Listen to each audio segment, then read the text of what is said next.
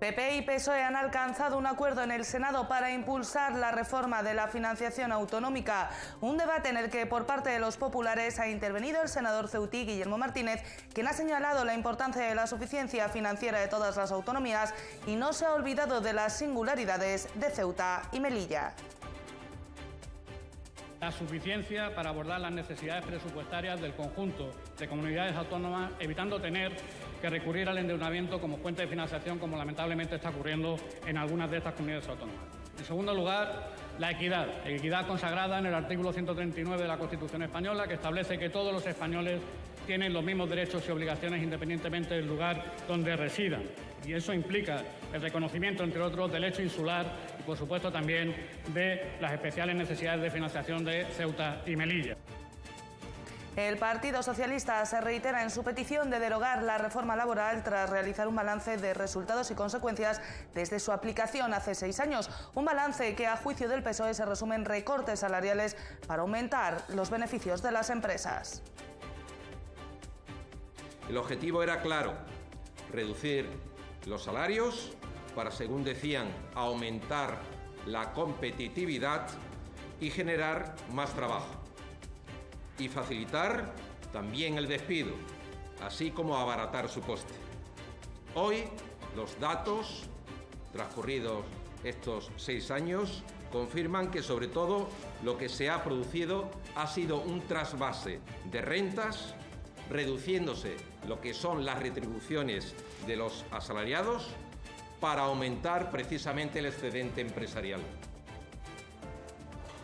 Y con motivo del Día de las Lenguas Maternas, la Consejería de Educación y Cultura, en colaboración con la Fundación Premio Convivencia, ha organizado una actividad en la que, a través de varios juegos, 150 niños divididos en 3 jornadas podrán aprender un poco más sobre el castellano, el hindi, el árabe y el hebreo, las lenguas habladas por las 4 culturas de Ceuta. Y estamos celebrando el día 21 de febrero, el Día Internacional de las Lenguas Maternas, realizando diferentes tipos de juegos con los chicos para que aprendan las lenguas de las diferentes culturas que conviven en Ceuta. Muy buenas noches, bienvenidos a los servicios informativos de Ceuta Televisión. Estos que han visto son tan solo algunos de los asuntos que nos deja esta jornada de miércoles. El resto, como siempre, se los contamos a continuación. Comenzamos.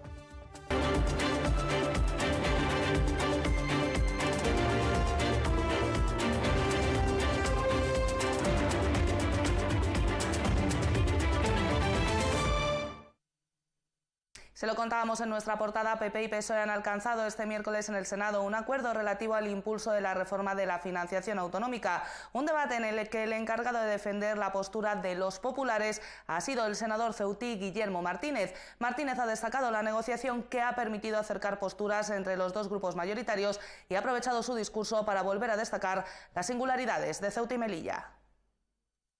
El Senado debatía este miércoles, a propuesta del PSOE, una iniciativa por la que se pretendía instar al Gobierno de la Nación a presentar en el periodo de tiempo más breve posible su propuesta de reforma de la financiación autonómica, una propuesta en la que, mediante una enmienda de los populares, se ha logrado alcanzar un acuerdo entre ambos partidos, algo que ha valorado el portavoz de los populares en el debate, el senador por Ceuta, Guillermo Martínez.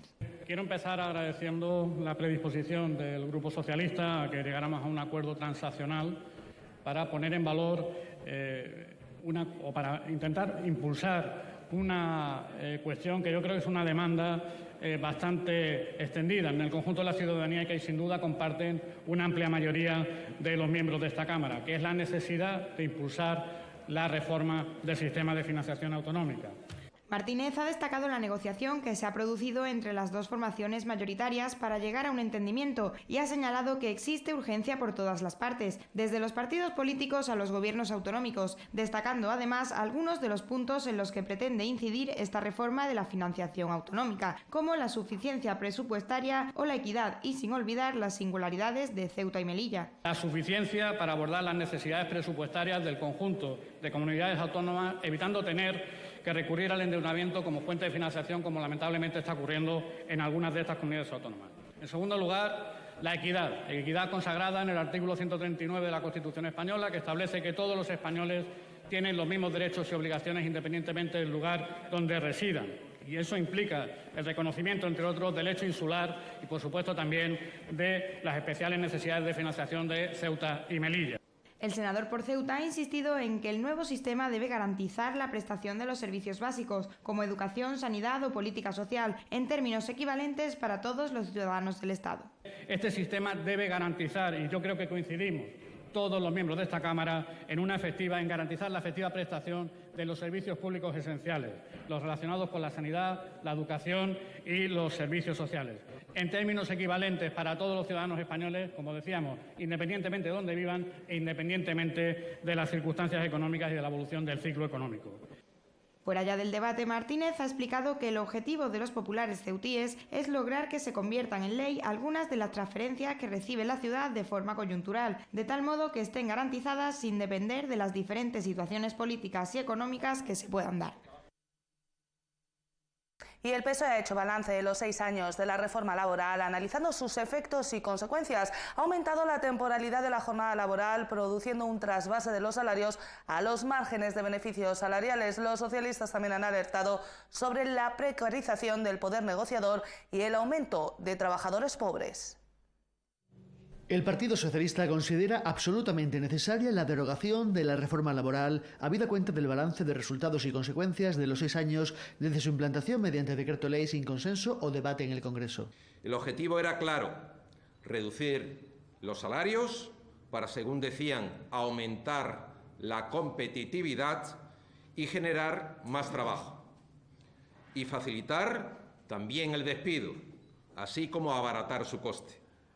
Hoy, los datos transcurridos estos 6 años confirman que, sobre todo, lo que se ha producido ha sido un trasvase de rentas, reduciéndose lo que son las retribuciones de los asalariados para aumentar precisamente el excedente empresarial. El objetivo de aumentar la competitividad se ha logrado a base de disminuir los trabajos fijos, la jornada laboral y los sueldos, y precarizar la situación de los trabajadores. Esto motiva la insistencia de los socialistas en pedir la derogación de la reforma laboral. Una reforma laboral que solo ha traído precariedad, temporalidad, fraude y abuso empresarial. Una reforma laboral que se puede plasmar en varios ejemplos. Camareras de hotel cobrando 2 euros por habitación. Jóvenes cobrando 500 euros sirviendo mesas por 12 horas. A juicio de Manuel Hernández, portavoz socialista, las consecuencias de la reforma la están sufriendo principalmente las mujeres y colectivos vulnerables y ha repercutido en las pensiones y en las prestaciones sociales. Además, podríamos hablar de los recortes que se han producido en las prestaciones contributivas y en los propios subsidios. Fíjense ustedes, el gasto en prestaciones por persona parada ha pasado de 500 euros en el año 2011 a 369 euros en el año 2017. De 29.000 millones de euros se ha pasado a 17,3 mil millones. Es decir, el gasto en prestaciones ha disminuido un 42%. El caso de Ceuta lo ha calificado de paradójico, haciendo especial incidencia en la falta de formación de los desempleados, con un 40% de ellos con apenas ninguna cualificación laboral. El problema de la formación es muy grave en el mercado laboral de Ceuta, en general en el español, pero en concreto en nuestra ciudad tenemos ahí un grave problema. Si no sabemos montar una estrategia dentro del mercado laboral para combinar formación con inserción laboral, difícilmente podremos solucionar gran parte de ese problema estructural que tenemos en nuestra sociedad, que es el desempleo. Los socialistas han citado su propuesta en el Congreso para acabar con la brecha salarial de género como una de las 10 propuestas de país del PSOE con la que quieren sentar las bases de un futuro. Y los socialistas no han recogido el guante de Caballas sobre la posibilidad de formar coaliciones o confluencias con el objetivo de desbancar al Partido Popular del gobierno de la ciudad. El secretario general del PSOE ha señalado que están en el punto de tratar de lograr la victoria electoral ellos mismos y discutirán otros escenarios hipotéticos cuando se produzcan tras las elecciones autonómicas del próximo año.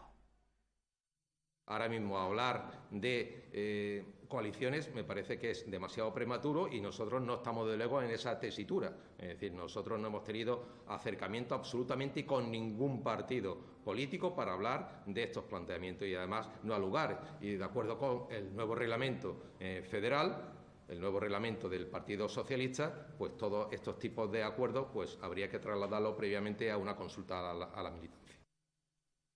Y cambiamos de asunto porque una nueva necrópolis podría haber aparecido en pleno centro de Ceuta, en la calle Alcalde Fructuoso Miaja. Los restos se han encontrado en las primeras excavaciones de lo que será un edificio de viviendas en la cercanía de la calle Alegión y podrían ser restos de época medieval.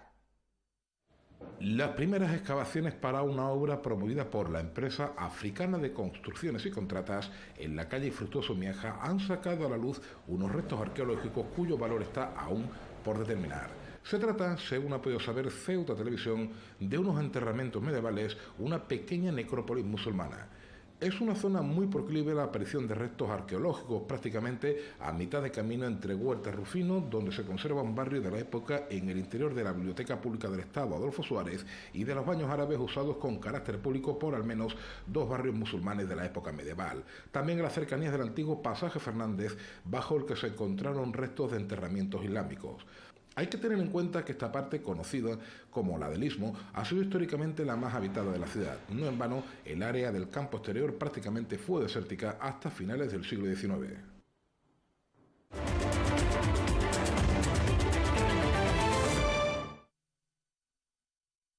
Las dos familias desalojadas durante los últimos días en nuestra ciudad comienzan poco a poco a afrontar la normalidad.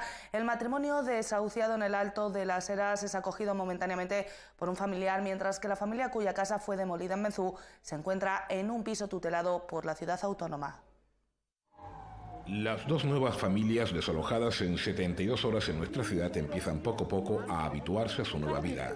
En el caso del matrimonio que ocupaba una vivienda propiedad del Ministerio de Defensa en el Alto de las Heras, no llegaron a montar la tienda de campaña tal y como advertía Juan Carlos, el cabeza de familia, en el momento del desalojo. Algunos familiares lograron convencerles y ni siquiera llegaron a pasar la primera noche a la intemperie. Ahora el matrimonio, con una niña pequeña y otro en gestación, vive acogido por la familia paterna. Recordar que ese desahucio se produce en cumplimiento de una orden judicial tras que el matrimonio entrase en una casa sin habitar a finales del pasado año. En cuanto a la familia desalojada en Benzú, el pasado lunes está en efecto tutelada por la ciudad autónoma al pesar una orden de alejamiento contra el exmarido de la mujer. Tanto ella como sus 6 hijos se encuentran amparados por el programa de alojamiento alternativo del gobierno local.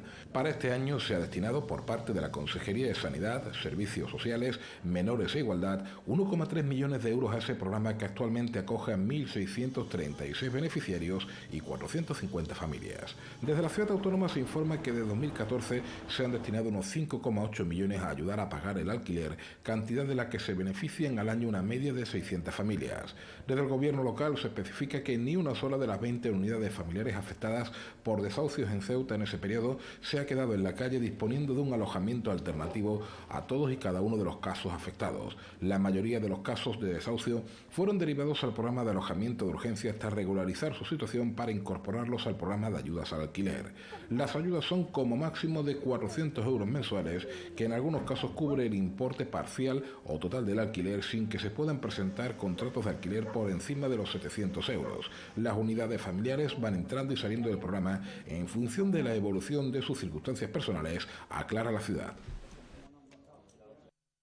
La remodelación integral de la frontera del Tarajal y la posibilidad de abrir un nuevo paso fronterizo fueron los protagonistas este martes de la visita que la directora general de Relaciones Internacionales y Extranjería giró a la ciudad autónoma.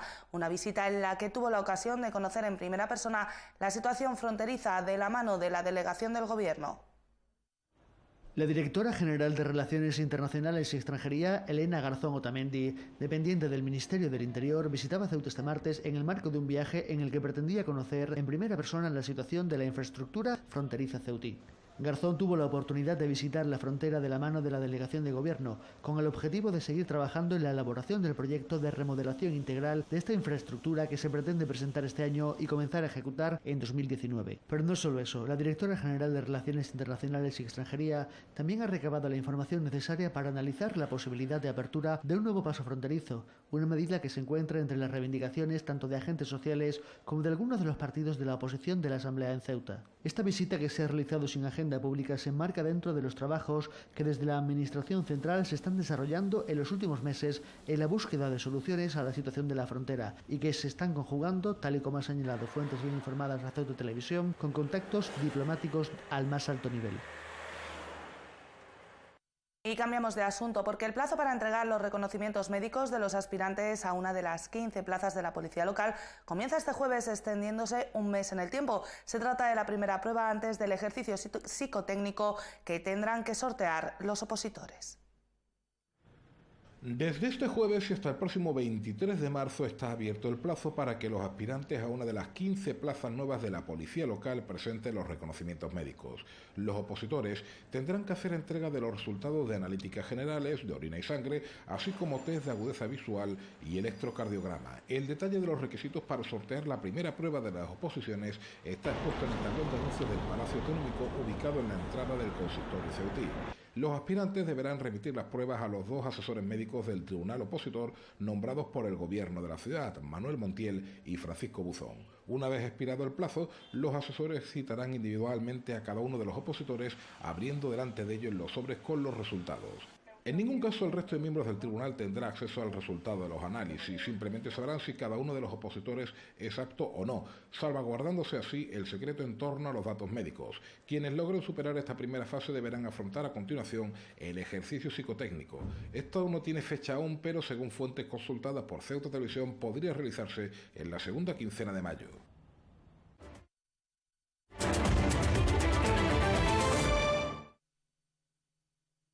El presidente de la Junta de Personal Docente ha comunicado que tras la reunión mantenida con el director provincial de Educación se ha alcanzado el compromiso de intensificar la labor de los inspectores en materia de convivencia en los institutos, aunque la dirección provincial manifestó no tener constancia del malestar de los profesores por cuestiones de violencia en las aulas. El presidente de la Junta de Personal Docente, Francisco Lobato, ha mantenido una reunión con el director provincial de Educación, León Bendayán, para tratar el tema de la violencia en las aulas. Se trataba de un encuentro a petición de los profesores a raíz de la agresión sufrida por uno docente del Instituto Ávila. Reunión que tuvimos con el director provincial, el secretario general, la jefa de programa y el inspector jefe, le planteamos todo aquello que a nosotros nos había transmitido el profesorado sobre la situación en la que se encontraban en las aulas, esa violencia soterrada, esa falta de disciplina en las aulas que le impedían en muchos casos desarrollar normalmente su labor educativa. Se producía entonces una diferencia de percepción desde la dirección provincial y el colectivo docente sobre la situación de las aulas y la presencia de violencia en ellas. La dirección provincial, a través de sus distintos representantes, nos plantearon que a ellos no les constaba textualmente esta situación porque en los documentos que tenían en la dirección provincial como consecuencia de los planes de educación de planes de convivencia, a los que asistía la inspección y en todos aquellos informes que recibían de los institutos, pues esto no se plasmaba. Esto puede ser simplemente porque muchas veces los partes que inicia el profesorado pues no acaben, o bien porque el equipo directivo entienda que la falta que está denunciando el profesor no es constitutiva de una falta grave o muy grave que vaya a acabar en un expediente disciplinario, o bien que por el camino de alguna manera pues esto se pierda. A pesar del desencuentro inicial, las conversaciones entre ambas partes derivaron en un acuerdo para dedicar más tiempo de las inspecciones sobre los planes de convivencia para vigilar los institutos, dedicando algo menos de tiempo a los colegios. Lo que se sacó en positivo de la reunión es que los inspectores iban a intensificar esa actuación suya tanto en los planes de convivencia como en el desarrollo de los distintos expedientes que se pudieran generar en los centros educativos. Iban a intensificar esa labor, iban a dejar un poco sin abandonar, porque hay mucha menos problemas de violencia y de indisciplina en los colegios, y a intensificar la labor en los institutos. Fundamentalmente fue la conclusión a la que se llegó en esta reunión. A juicio de la Junta de Personal, es la inspección quien tiene la obligación y los medios para promover un cambio en la situación de las aulas y para concienciar a los alumnos y futuros ciudadanos que las acciones tienen consecuencias. La inspección, lógicamente, tiene que ser consciente de que esto ocurre y de que tenemos todos que poner los medios en nuestras manos. Ellos los que tengan como servicio de inspección las medidas legales que tengan y todos igual. Entonces, por eso es la insistencia de que hagan un especial seguimiento, que intensifiquen su labor para, de alguna manera, corregir todos estos problemas que puede estar habiendo. Los docentes darán un margen de tiempo con confianza para comprobar si el compromiso se cumple y si esto produce un efecto positivo en las aulas. Con motivo del Día de las Lenguas Maternas, la Consejería de Cultura, en colaboración con la Fundación Premio Convivencia, ha celebrado la Jornada de las Lenguas Maternas, con la que se pretende poner en valor los diferentes idiomas de las 4 culturas de la ciudad a través de juegos. Buenas tardes, soy José Henry Gallego, el coordinador de la empresa Educador, y estamos celebrando el día 21 de febrero el Día Internacional de las Lenguas Maternas, realizando diferentes tipos de juegos con los chicos para que aprendan las lenguas de las diferentes culturas que conviven en Ceuta. Esta ha sido la actividad organizada por la Consejería de Educación y Cultura en colaboración con la Fundación Premio Convivencia para poner en valor las diferentes lenguas de Ceuta durante este 21 de febrero, Día de las Lenguas Maternas. En esta edición disfrutarán de la actividad 150 niños, divididos en 3 sesiones. Esta es la parte del castellano, ¿vale? En la que vamos a hacer un Scrabble y una sopa de letras. La sopa de letras ha sido el juego con el que los niños han aprendido el castellano, la lengua que con sus 88.000 palabras no solo es el idioma oficial de España, sino también de diferentes países en los 5 continentes. Bueno chicos, ahora vamos a bailar un baile hindú, ¿vale? La canción que hemos escuchado estaba en el idioma hindi. A través de la música han aprendido un poco más sobre el hindi, el idioma de una comunidad cuya llegada a Ceuta se estima en 1910 debido al comercio. Ahora mi compañero Ahmed os va a relatar un cuento en árabe tradicional y después en darilla, y yo lo voy a representar con unos títeres detrás. A través de los títeres han podido saber un poco más del árabe clásico y del darilla, el dialecto que se habla en Ceuta. Vale chicos, estamos en el taller del hebreo. Y lo que veis en el suelo son pequeñas islas. En cada isla aparece una tarjeta que aparece, por ejemplo, Dalef le envía a Jolán. Entonces ellos ahora tienen que apuntar estas 2 palabras y buscar en el siguiente número Jolán, para así seguir buscando todas las palabras. Una vez que encuentren todas, tienen que buscar su significado con el abecedario. Y por último, a través de un gran viaje han aprendido palabras del hebreo, el que más ha gustado a algunos. A mí, la de las islas. La de Hebreo. Y a mí me ha gustado el hindú. De esta forma han jugado y han conocido un poquito más sobre las lenguas maternas de sus compañeros, el objetivo final de la actividad, que lleva realizándose en Ceuta durante 8 años. ¡Adiós!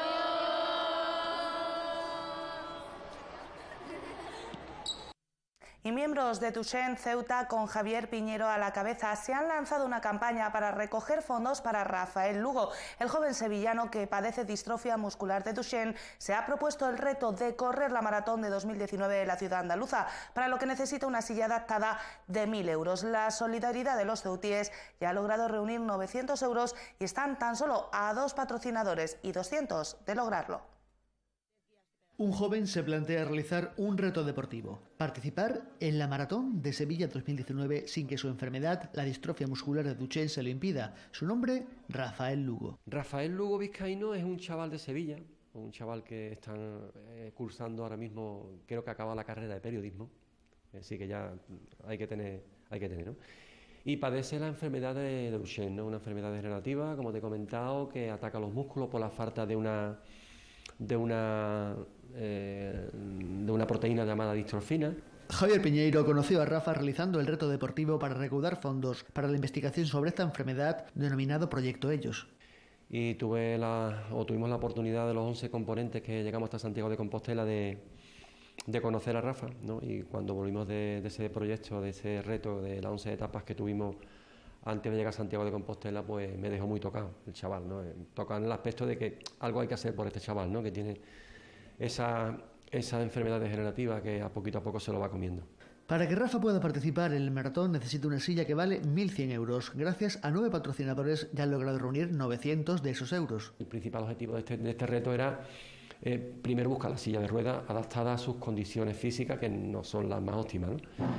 Estamos a 200 euros de conseguir ese reto, gracias a la solidaridad de los deportistas ceutíes, clubes de Ceuta, gente a pie de calle y empresas y empresarios.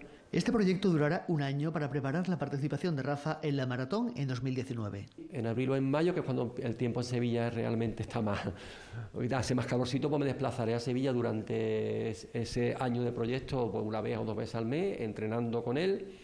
Se hará un pequeño documental de ese año de proyecto, y el cual se va a intentar que a cualquier televisión se lo reproduzca y y ya está, a partir de ahí pues... La reacción de Rafa ante el esfuerzo solidario ha sido muy grata y de emoción. Él está encantado.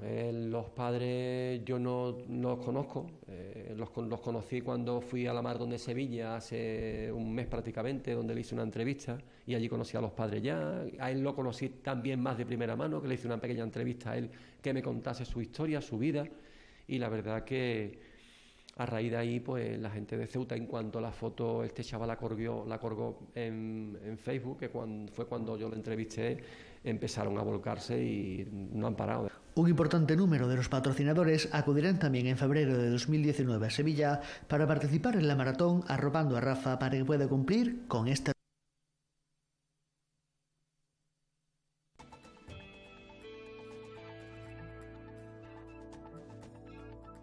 Y vamos ya con la información del tiempo para la jornada de este jueves. Cielos con intervalos nubosos en las primeras horas del día, sin descartar algún chubasco, quedando a lo largo de la tarde los cielos despejados. Las temperaturas bajarán un poquito, mínima de 10 grados, máxima de 16. El viento comenzará soplando de levante en las primeras horas del día. Eso sí, se espera que rola poniente a lo largo de la tarde. Y el número premiado en el sorteo de la Cruz Roja de hoy ha sido el 637, 637.